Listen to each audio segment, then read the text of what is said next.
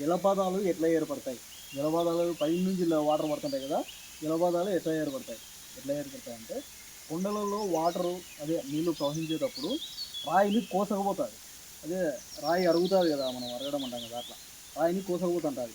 ఎక్కడైతే రాయి మెత్తగా ఉంటుందో అక్కడ ఎక్కువ కోసకపోతుంది. అంటే గట్టి రాయి ఉన్నప్పుడు ఆ గట్టి రాయి అలానే ఉంటుంది. మెత్త రాయి కిందికి కోసపోతుంది. అట్లా జలపాతాలు ఇట్లా ఏర్పడతాయి. బాగా ఉండే రాయి ఇక్కడ కోసకుపోయి ఇట్లా తిరుగుతాయన్నమాట. ఒక పెద్ద రాయి ఉంటుంది అనుకో, ఈ రాయి ఇక్కడ నుంచి ఇక్కడ వరకు వస్తుంది. ఇక్కడ కోసకపోతుంది. కోసకపోయి అక్కడ గుంత పడుతుంది. ఇక్కడ ఇది ఉంటుంది కదా, ఇది జలపాతం. ఇక్కడ నుంచి వాటర్ కిందికి దిగుతుంది. ఇట్లుంటుంది జలపాతం. ఇక్కడ నుంచి నీళ్ళు పడుతుంటాయి కదా. ఈ జలపాతము ప్రతి సంవత్సరానికి 1 మీటర్ వెనక్కి పోతుంది. అంటే ఇట్లుండే జలపాతం ఇట్లా జరుగుతుంది అన్నమాట.